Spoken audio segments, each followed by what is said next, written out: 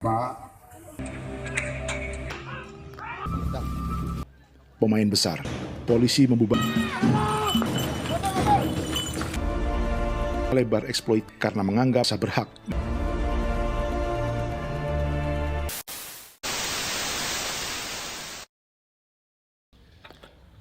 Halo guys, jadi video-video tersebut adalah cuplikan-cuplikan dari video film dokumenter Tanah Moyangku karya White Dogs. Nah, untuk nge-review lebih lanjut, kalian tonton saja video ini sampai habis ya.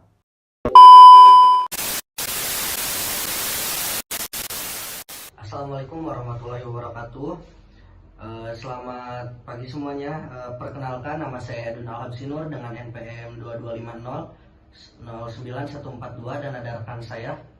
Perkenalkan, nama saya Muhammad Ali Fatur Rahman dengan nomor pokok mahasiswa 2250090058. Perkenalkan, nama saya Salma Maulidia Putri dengan nomor NPM 2250090055. Baik, terima kasih kepada rekan saya yang telah memperkenalkan dirinya masing-masing. Yang hari ini kita akan membawakan diskusi dengan topik Tanah Moyangku, Suara dari Bumi yang Terluka, yang merupakan hasil kajian dari film dokumenter karya White Dogs. Kami akan menjanjikan pembahasan ini dalam bentuk podcast diskusi. Harapannya materi yang kami sajikan dapat menambah wawasan dan menginspirasi kita semua untuk lebih peduli terhadap isu agraria di Indonesia. Baik, langsung saja ke pembahasan topik utama. Di sini ada rekan-rekan saya yang hebat, yaitu ada Aldi sebagai peneliti isu agraria dan Salma sebagai aktivis lingkungan. Hari ini kita akan membahas film dokumenter yang menggugah hati, yaitu Tanah Moyangku karya White Dogs. Oleh pemerintah karena menganggap semua Pak,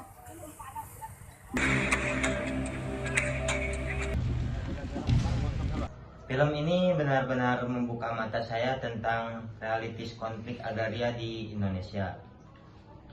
Gimana menurut Salma? Halo semuanya. Ya. Ya betul Aldi. Maka dalam film ini sangat menyentuh dan memberikan perspektif baru tentang perjuangan masyarakat adat mempertahankan tanah mereka.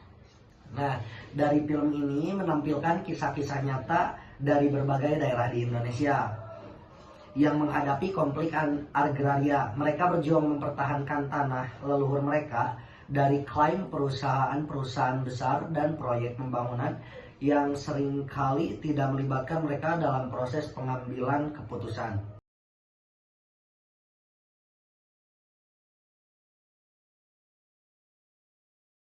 Baik teman-teman, sekarang kita lanjutkan kepada bahas soal air.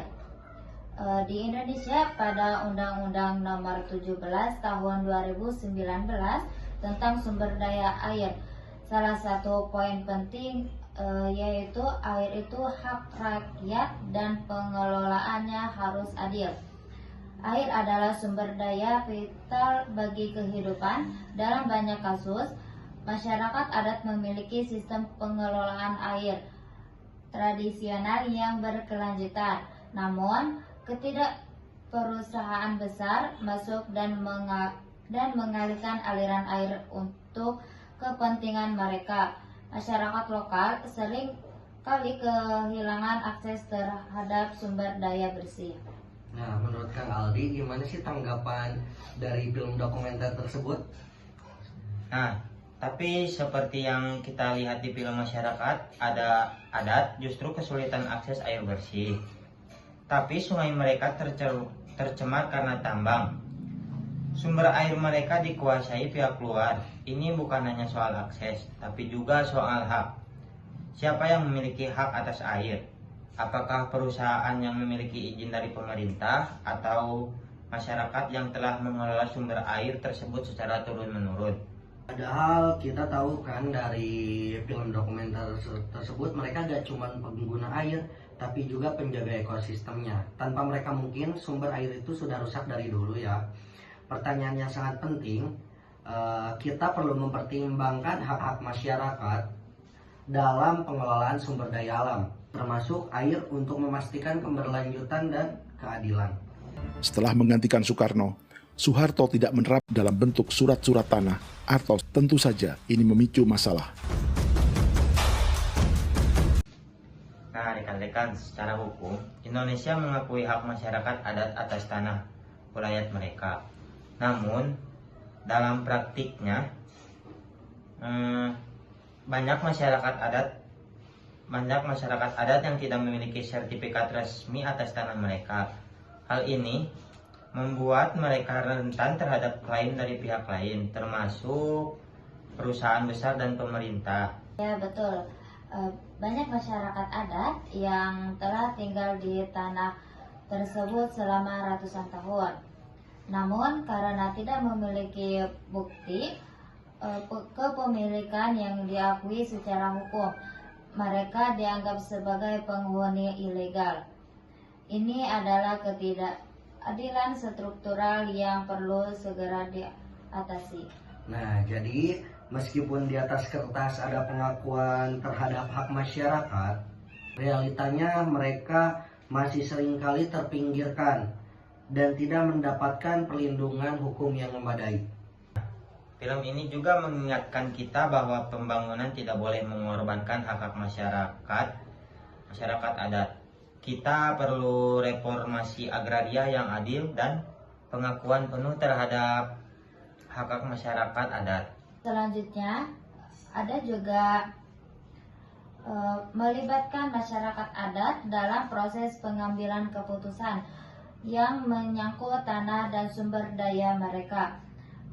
Partisipasi mereka adalah kunci untuk pembangunan yang berkelanjutan dan inklusif. Dengan itu, kita juga perlu meningkatkan kesadaran masyarakat luas tentang isu film seperti Tanah Moyangku adalah alat yang efektif untuk menyebarkan informasi dan mendorong perubahan. Konflik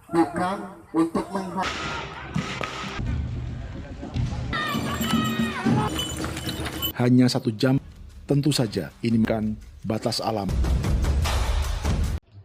Terima kasih telah mendengarkan episode spesial kita hari ini dari film tentang Tanah Moyangku. Semoga diskusi ini memberikan wawasan dan mendorong kita semua untuk lebih peduli terhadap hak masyarakat adat. Mari kita bersama-sama mendukung perjuangan masyarakat adat dan mendorong keadilan agraria di Indonesia.